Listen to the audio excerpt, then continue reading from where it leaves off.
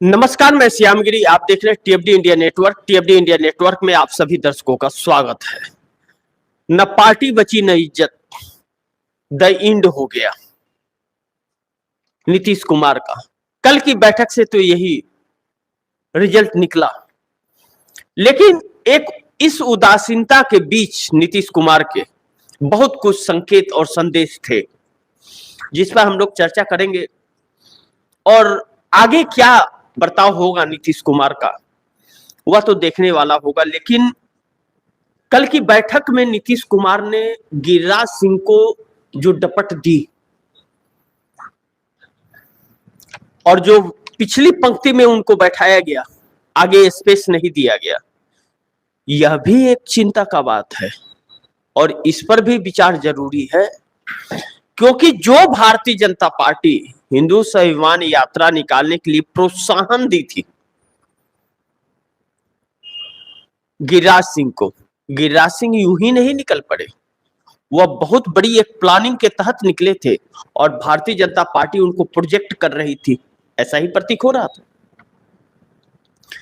लेकिन एक चीज इस बैठक से साफ निकल गई कि नीतीश कुमार की पार्टी टूट चली है और नीतीश कुमार का पार्टी के अंदर कोई जोर नहीं रहा। और नीतीश कुमार अगर हिलने की कोशिश किए तो नीतीश कुमार कई धरों में बट जाएंगे, उनके ऊपर यह शिकंजा कस गया। लेकिन इस बैठक से एक चीज और भी निकला जो बहुत महत्वपूर्ण है। नीतीश कुमार की सीएम आवास में एनडीए की बैठक से यह भी निकला कि नीतीश का एक बहुत बड़ा धारा इंडिया गठबंधन की तरफ रुख करने वाला है। क्यों? कि नीतीश कुमार की जेडीयू की जो बैठक, असल में जो जेडीयू की बैठक बुलाई गई थी वह बैठक नहीं हुई और एनडीए की बैठक हुई। बैठक होनी थी जेडीयू की, बात जेडीयू की बैठक की थी, नीतीश कुमार की पार्टी की। बात एनडीए गठबंधन की बैठक की नहीं थी। लेकिन एनडीए गठबंधन की बैठक से भी जो संकेत निकला और जो संकेत जेडीयू की बैठक नहीं होने से संकेत निकला, इन दोनों मुद्दों पर हम लोग चर्चा करेंगे। चिराग पासवान नहीं आए, 5 सांसदों वाली पार्टी, नरेंद्र मोदी को उनका भी समर्थन है, क्यों नहीं आए? मैं यह बिल्कुल नहीं कहता कि चिराग पासवान इंडिया गठबंधन में जाने वाले हैं, लेकिन संभावनाएं हमेशा बनी रहती है इस राजनीति के अंदर। और बैठक में अगर यह कहा गया था कि आना अनिवार्य है तो क्यों नहीं आए? इसका मतलब तालमेल बराबर नहीं है। जेडीयू की बैठक रद्द होना ही एनडीए की बैठक में नहीं आने का कारण बताया जा रहा है। कितनी सच्चाई है या आने वाले समय में पता चलेगा। लेकिन चिराग पासवान का ना आना एनडीए गठबंधन में और नीतीश कुमार की बगल की कुर्सी खाली रहना भी बहुत बड़ा संकेत यह दे रहा है। दूसरी चीज, संजय झा ने जो कहा, कार्यकारी अध्यक्ष हैं जेडीयू के, उन्होंने जो कहा कि एनडीए को मजबूत करना होगा अगर विकास करना है तो, इस पर भी चर्चा है। लेकिन वही हेमंत सोरेन को लेकर के भारतीय जनता पार्टी ने एक चाल चली कि जो प्रस्तावक होते हैं, गवाह जिसको कहा जाता है नामांकन में 3, उसमें से एक को भाजपा ले उड़ी, आनंद फानंद में हर जगह कंप्लेन किया, चुनाव लेकर सभी को किया, प्रशासन को सब जगह कंप्लेन किया। और मुर्मू बीजेपी के बड़े नेताओं से मिलने चले गए थे, उन्हें लेकर की गए थे लोग। यानी कि नामांकन के आखिरी दिन गवाह गायब, यानी कि उनका नामांकन रद्द करने का मतलब सामना तो नहीं कर सकते चुनाव का उनके हेमंत सोरेन के सामने। तो जब सामना नहीं कर सकते तो प्रस्तावक को गायब कर दो, नामांकन वैसे ही रद्द हो जाएगा, फिर फाइट में ही नहीं रहेगा कोई। लेकिन यह असफल सा होता हुआ नजर आया। अब आज नामांकन का आखिरी तारीख जो है, आज क्या होता है देखने की बात होगी। लेकिन भाजपा के मंसूबों पर पानी फिरा है फिलहाल तो। लेकिन वहीं महाराष्ट्र के अंदर शरद पवार की गुल्ली में ऐसे अजीत पवार फंस गए हैं कि कहीं हरियाणा के जेजेपी दुष्यंत चौटाला का हाल ना हो जाए कि खुद की सीटें भी गंवा बैठे। बिल्कुल मूड में शरद पवार दिख रहे हैं और शरद पवार बख्शने के मूड में अजीत पवार को है नहीं। यानी कि 85 साल के उम्र में शरद पवार अभी भी फिटफाट है और शरद पवार अपने आप को मजबूत कर सकते हैं, लेकिन अजीत पवार अपनी सीट नहीं बचा सकते जो पार्टी का कमान संभालने की बात कर रहे थे। यानी कि अजीत पवार की राजनीति दम तोड़ती हुई महाराष्ट्र में नजर आ रही है। वहीं उद्धव ठाकरे सक्रिय हो गए। महाराष्ट्र के 5 सीटों पर उद्धव ठाकरे और कांग्रेस का भी मुकाबला होगा, त्रिकोणीय मुकाबले होंगे वहां। एक एनडीए का होगा, एक उद्धव ठाकरे का, एक कांग्रेस का। लेकिन एकनाथ शिंदे और भारतीय जनता पार्टी के बीच जो मनमुटाव चल रहा है वह भारतीय जनता पार्टी को कहीं ना कहीं भारी पड़ता हुआ अब नजर आ रहा है।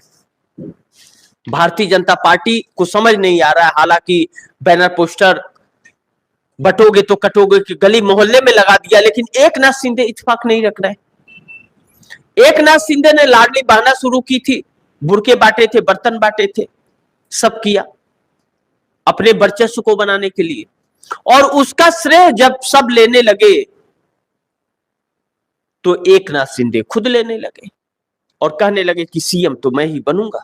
अब तकरार और रार दोनों पार्टी में गठबंधन में बन गया, जो खत्म होने का नाम ही नहीं ले रहा है। लेकिन इसी बीच कल्पना सोरेन की एक सभा, जो कुर्सियों पर चढ़ करके, गाड़ी के बोनट पर चढ़ करके लाखों की तादाद जो लोग उमड़ रहे हैं कल्पना सोरेन की तरफ, और कल्पना सोरेन झारखंड में जो शेर की तरह दहाड़ रही है वह भाजपा को डरा रही है। प्रियंका गांधी वाड्रा कल वायनाड में थी, अपना चुनाव प्रचार कर रही है। 13 तारीख को ही वहां पर वोटिंग होना है। अब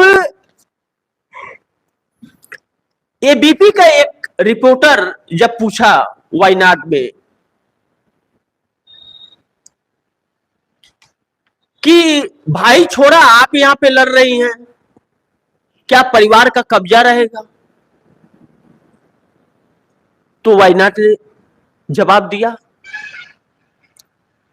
प्रियंका गांधी ने कहा कब्जा का इसमें क्या बात है, मैं चुनाव लड़ रही हूं,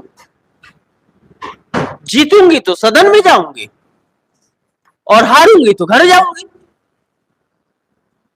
वायनाड की जनता फैसला करेगी कि किसकी जीत होगी। रिपोर्टर और भाजपा करने वाले कौन होते हैं? मिर्ची तो बहुत लगी होगी रिपोर्टर को।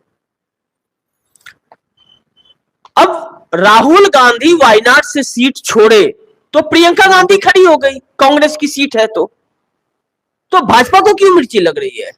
नाव्या हरिदास जो सॉफ्टवेयर इंजीनियर हैं और 2 बार की पार्षद है, भाजपा की प्रत्याशी, लड़े ना। लेकिन नहीं, भारतीय जनता पार्टी बोल सकती है, किसी के ऊपर आरोप लगा सकती है, मुकाबला नहीं कर सकती। षड्यंत्र कर सकती है भाजपा,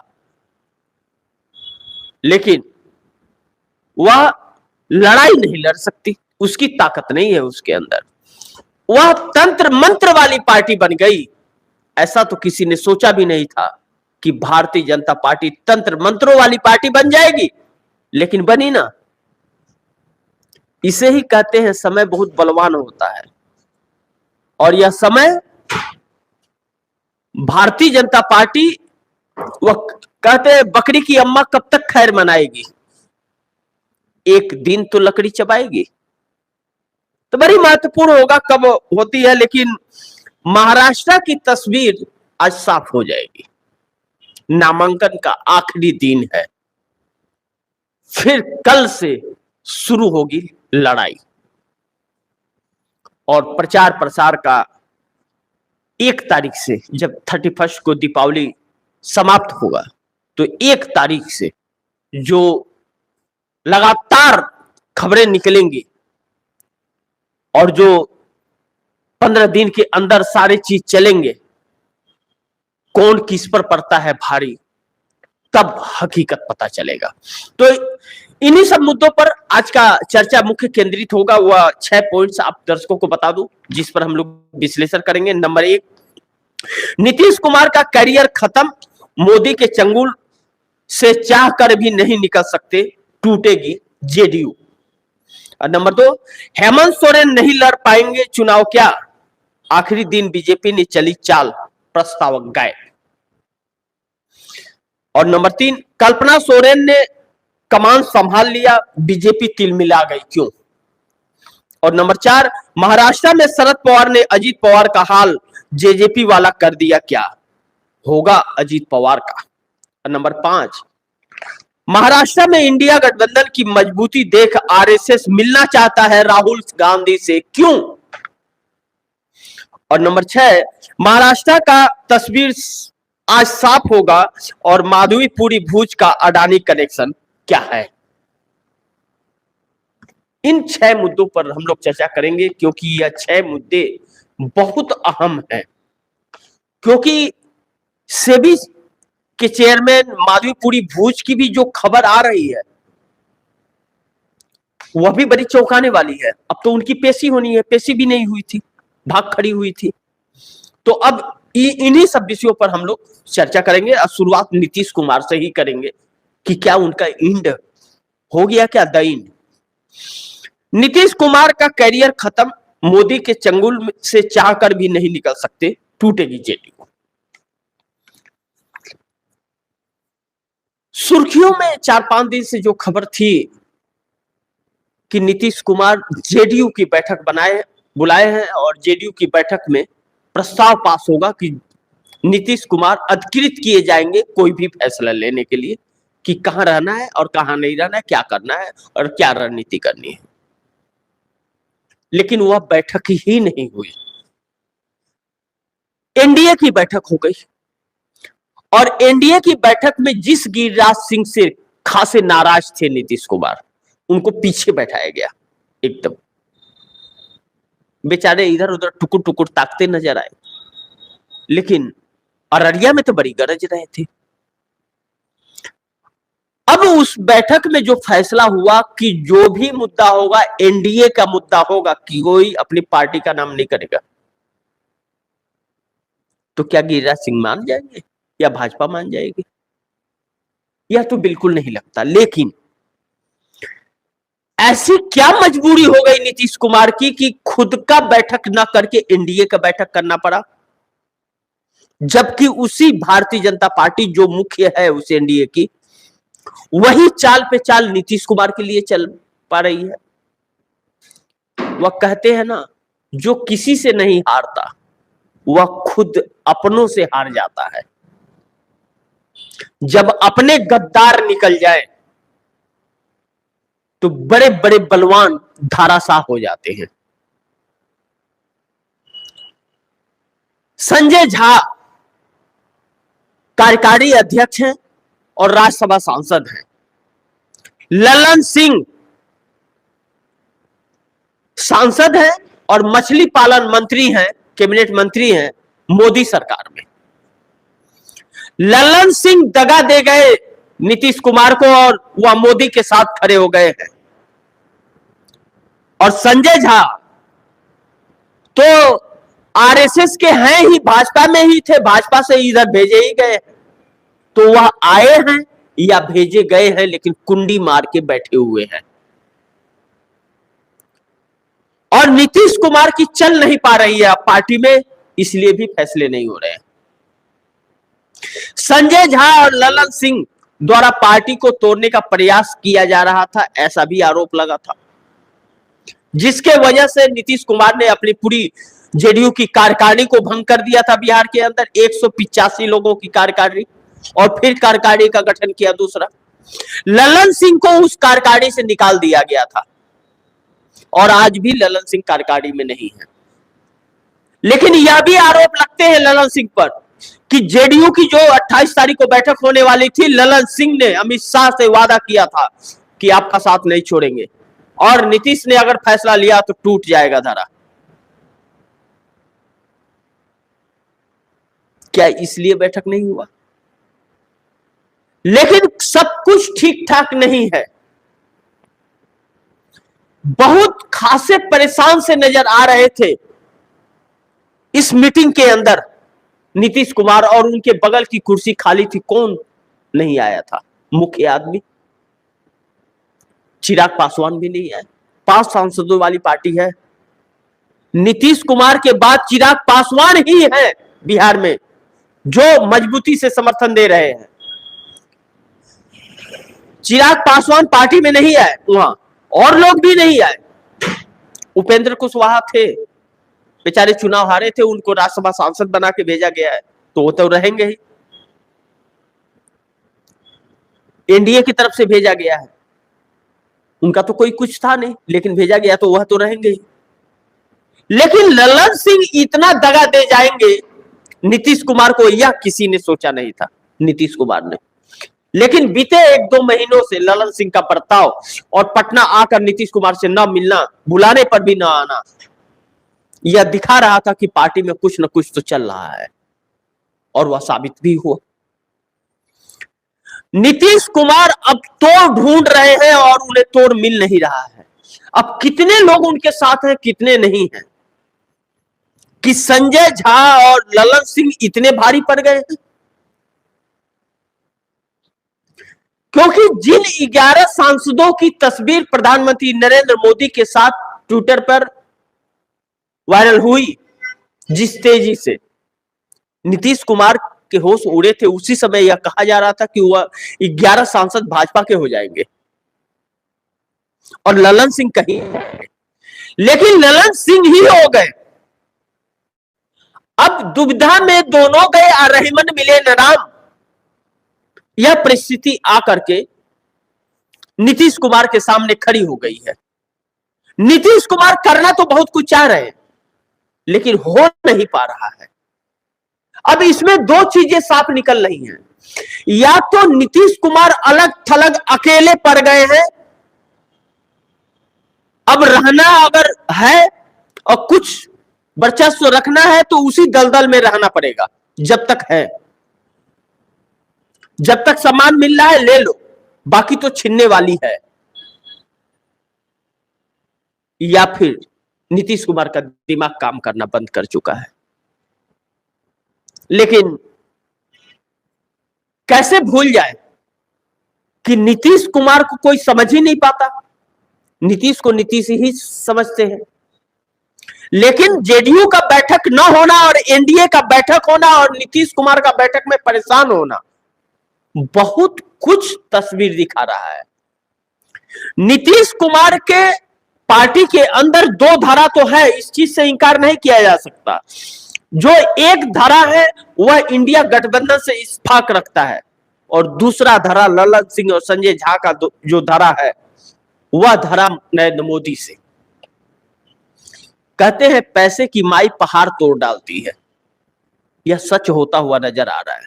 जो ललन सिंह पानी पी पी कर कोसते थे भाजपा को, वह ललन सिंह है उनके साथ। क्यों? मछली पालन मंत्री की वजह से नहीं, और नीतीश कुमार ने ललन सिंह को मंत्री बनाया कि वह अच्छे दोस्त हैं, उनको बनाया जाए। ललन सिंह ने क्या किया? धोखा।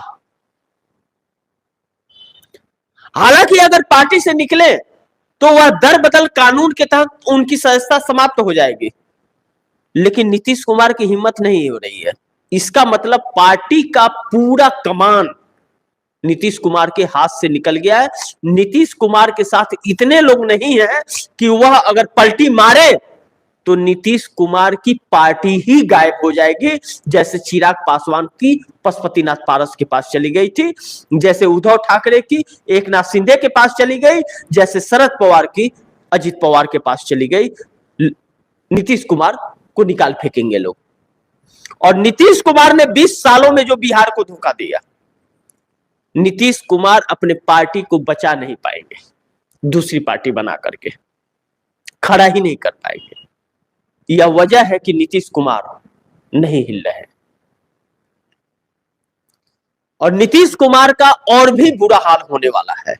कितने सांसद हैं यह भी आने वाले समयों में पता चलेगा। लेकिन महाराष्ट्र और झारखंड का चुनाव बड़ी निर्णायक होने जा रहा है।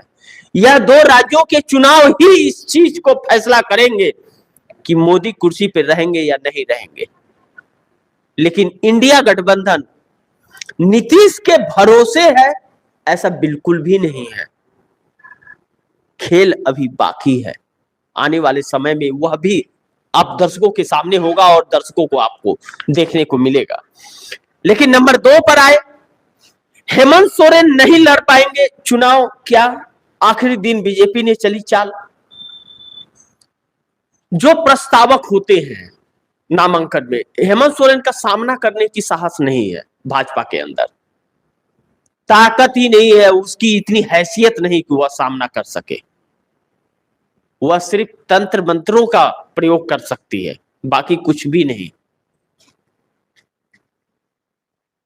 भारतीय जनता पार्टी षड्यंत्र और पैसे के दम पर चल रही है।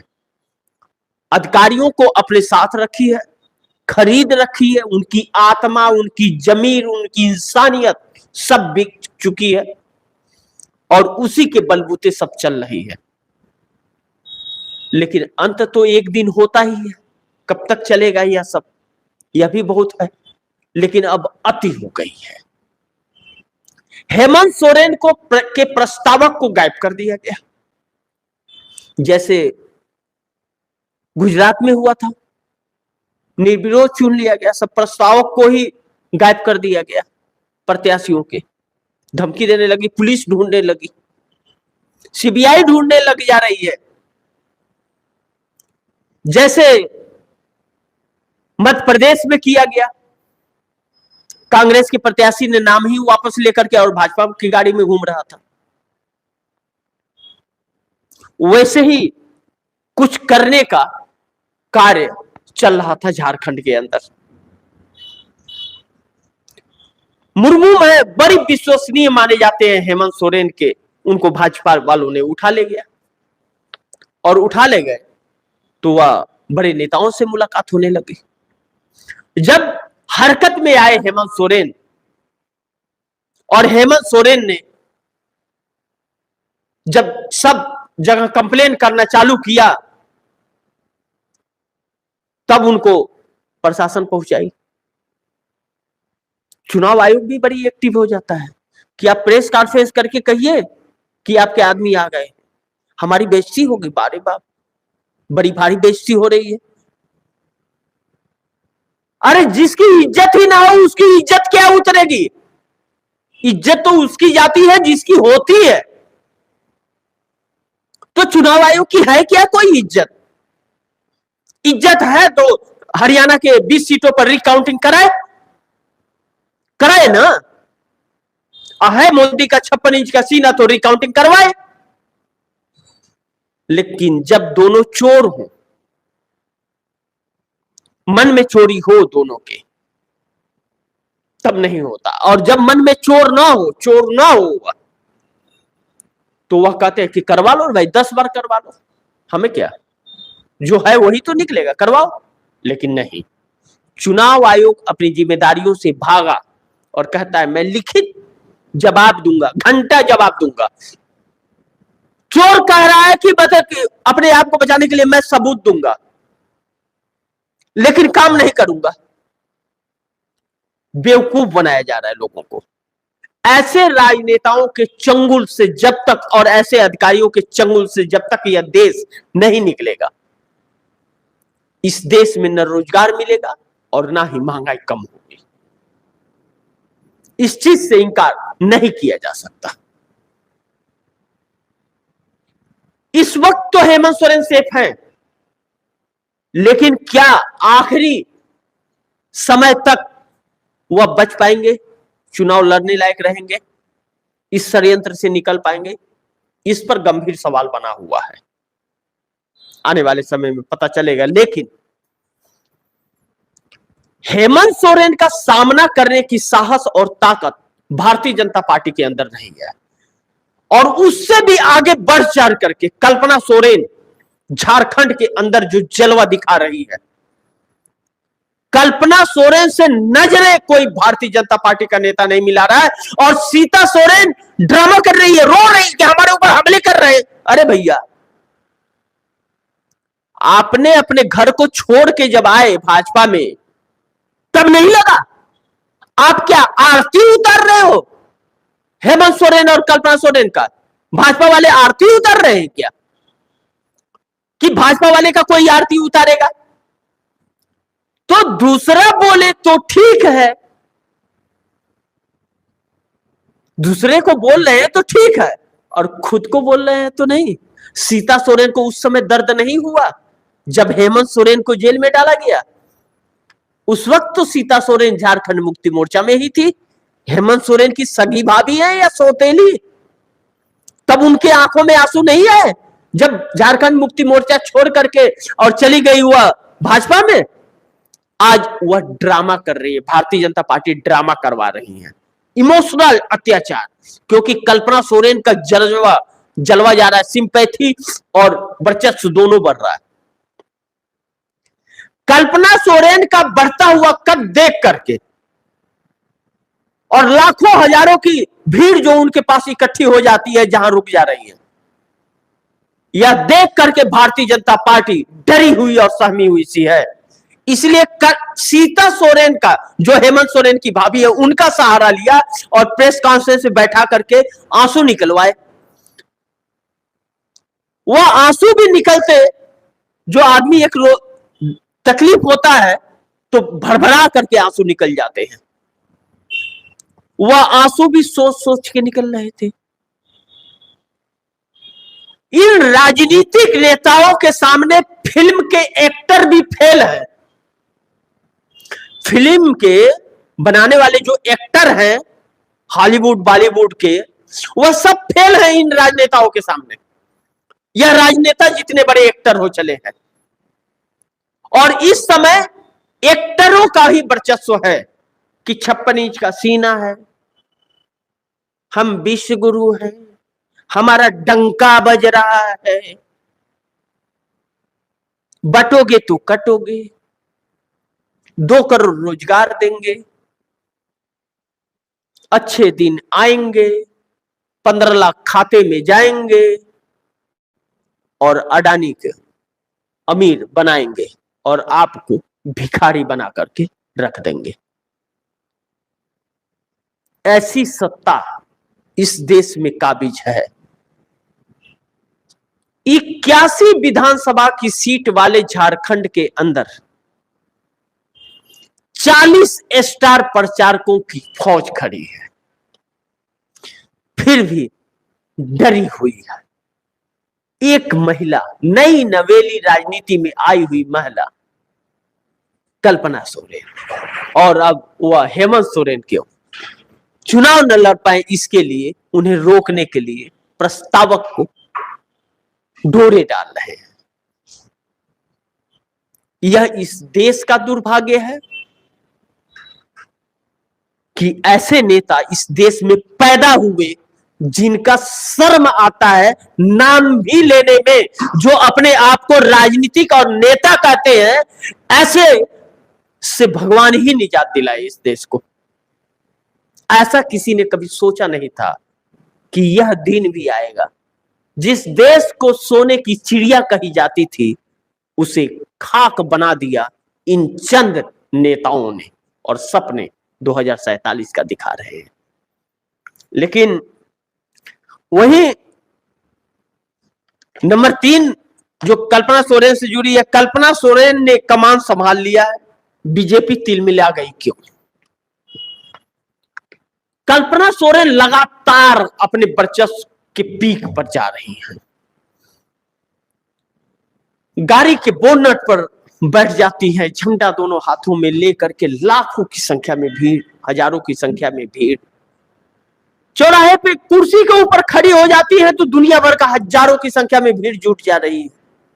रोड शो में लोग ही लोग नजर आ रहे हैं और भाजपा सीता सोरेन को बैठा करके रुला रही है कि रो रो रो रो, जल्दी रो कि लोग तेरे तरफ नजर डाले, और कोई नजर ही नहीं डाल रहा है।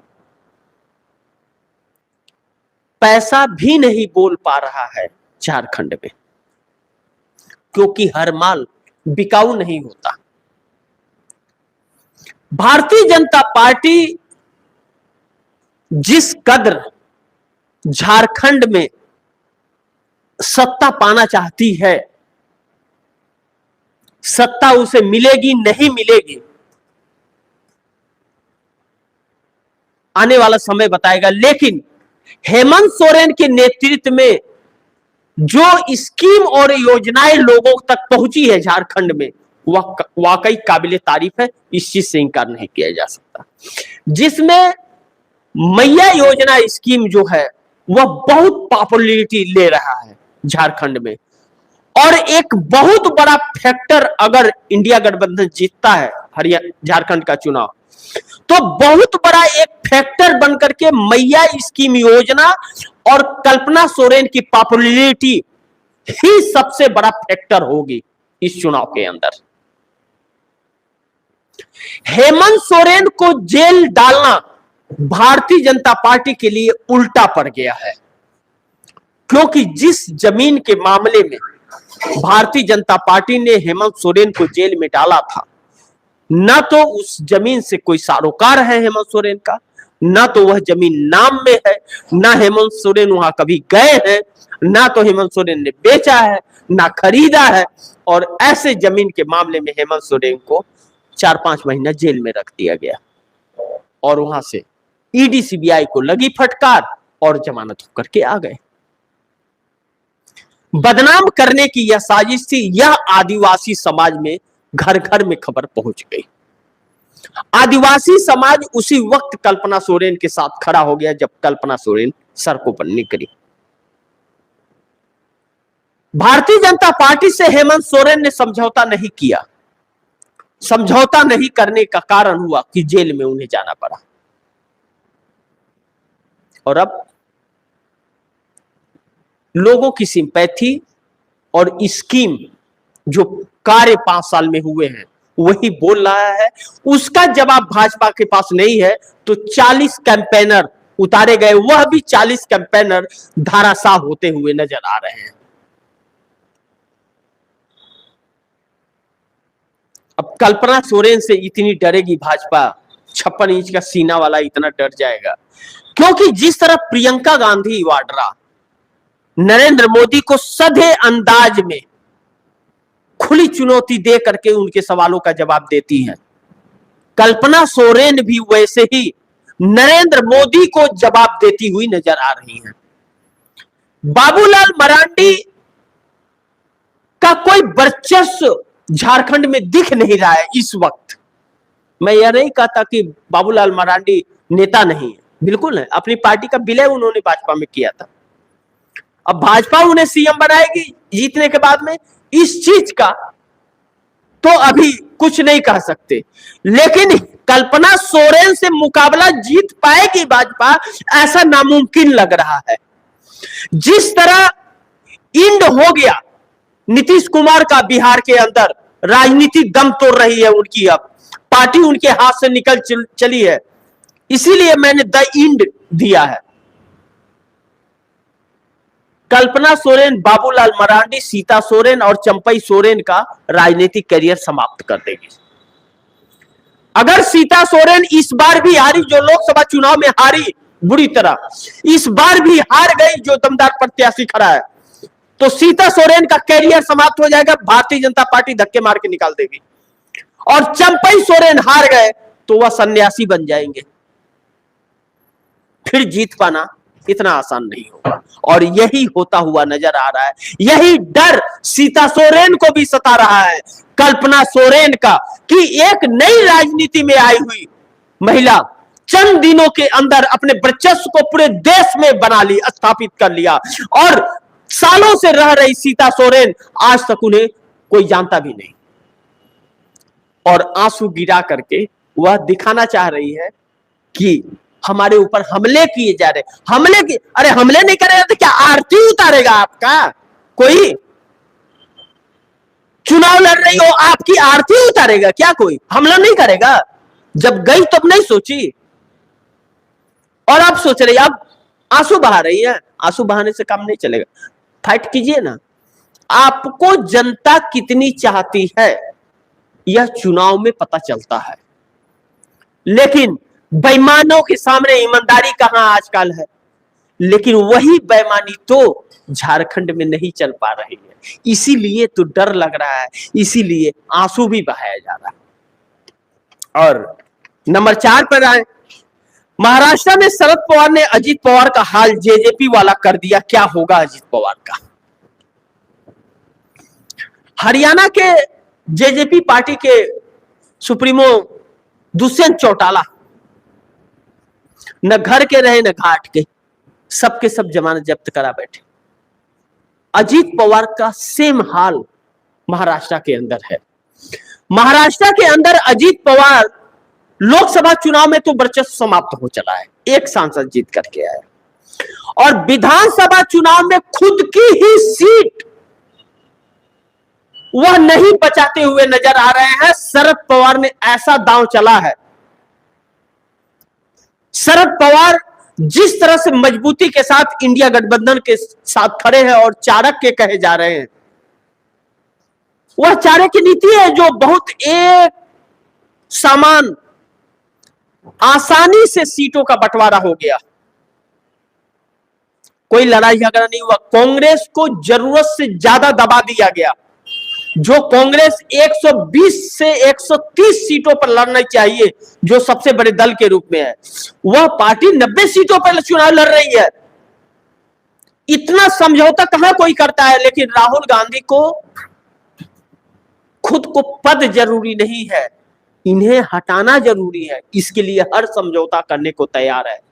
राहुल गांधी ने कहा था, हमें जो भी करना पड़ेगा मैं करूंगा, लेकिन इनको सत्ता से हटाऊंगा। महाराष्ट्र में वह पैटर्न चल पड़ा है। हर कोई कांग्रेस को दबा रहा है, जानते हैं कांग्रेस वाले कि उनके साथ नाइंसाफी हो रही है, लेकिन नहीं, एकजुटता जरूरी है।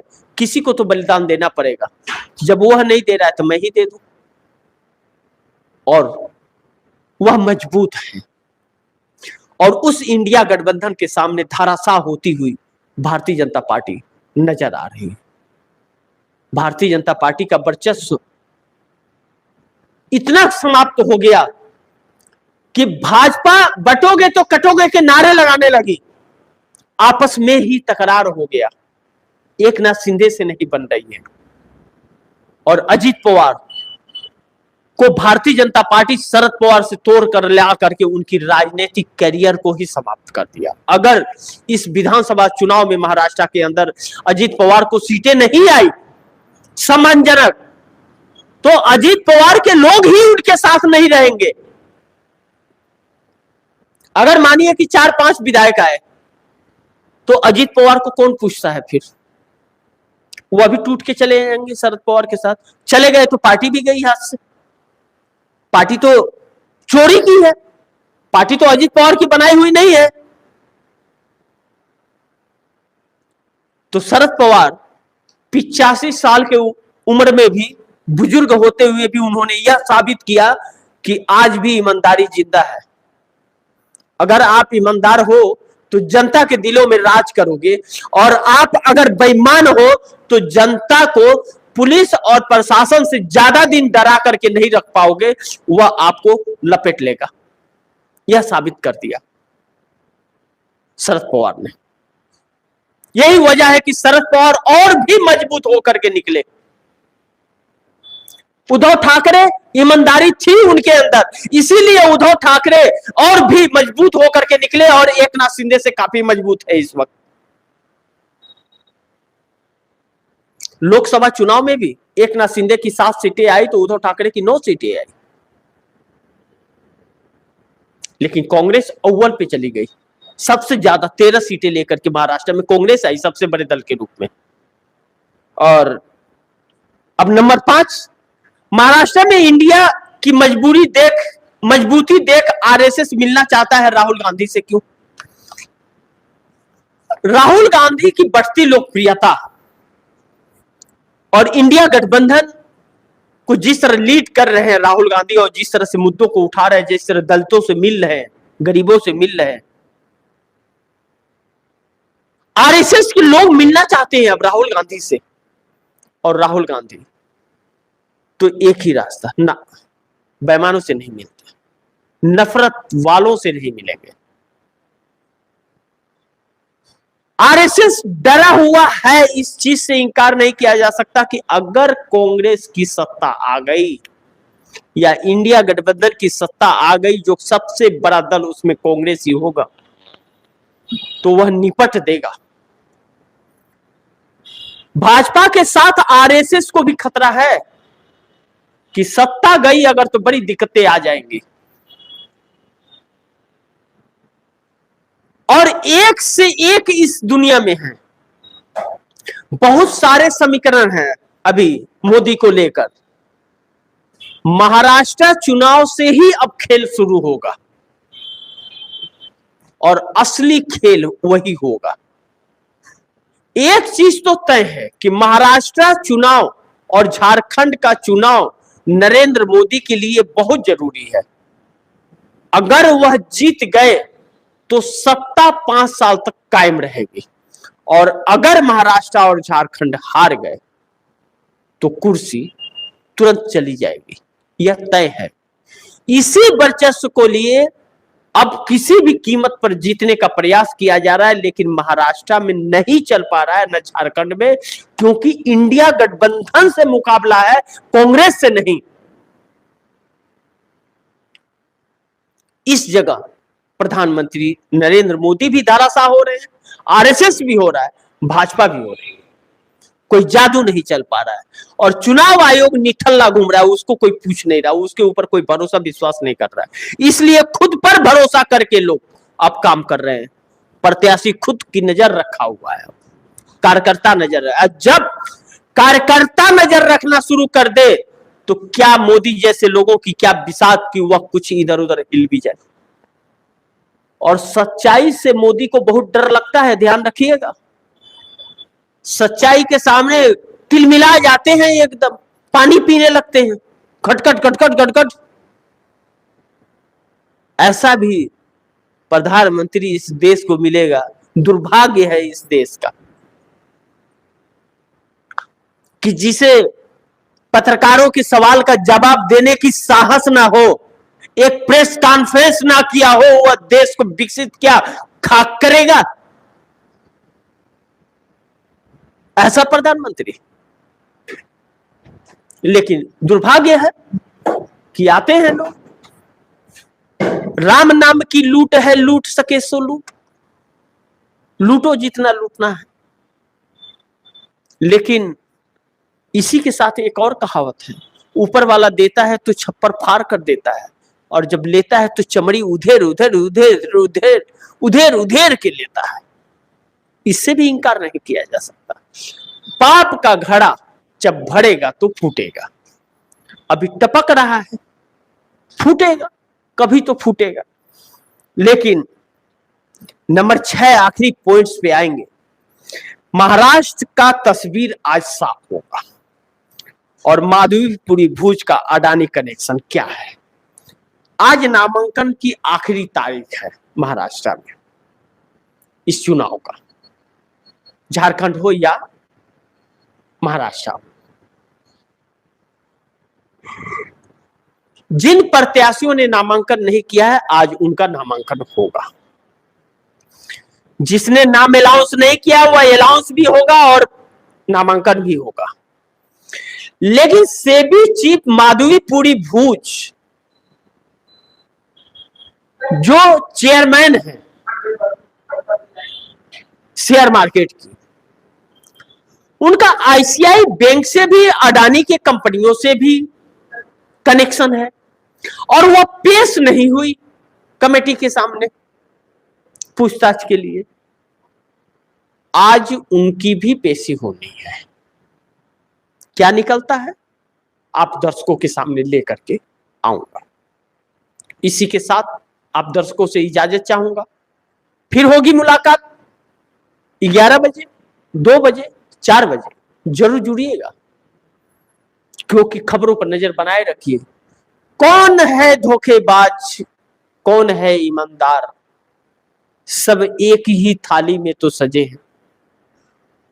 वक्त आएंगे, वक्त जाएंगे, यह देश यही रहेगा, यह नेता भी आते और जाते रहेंगे। तो इसी के साथ इजाजत चाहूंगा। अगली खबर के साथ 11 बजे हाजिर होऊंगा। आप दर्शक जुड़ना बिल्कुल मत भूलिएगा। तब तक के लिए नमस्कार। जो दर्शक हमारे लेट जुड़े, आपसे गुजारिश और निवेदन है कि आप इसे एक बार लाइव समाप्त होने के बाद रिमाइंड करके देखें, ताकि सच्चाई आपके सामने दर्शक अपने दोस्तों को भी शेयर कीजिएगा। आपकी क्या राय है कमेंट में लिखिएगा। अगर आप हमें कोई सुझाव देना चाहते हैं और हम इस कार्यक्रम को और बेहतर बना सके, आपके पास कोई सुझाव है तो आप सुझाव जरूर दीजिएगा कमेंट पे। हम उस पर और बेहतर बनाने का प्रयास करेंगे। इसी के साथ इजाजत चाहूंगा। अगली मुलाकात होगी 11 बजे। तब तक के लिए नमस्कार। आप देख रहे थे टीएफडी इंडिया नेटवर्क। ऐसी खबरें देखने के लिए बने रहिए टीएफडी इंडिया नेटवर्क के साथ। नमस्कार।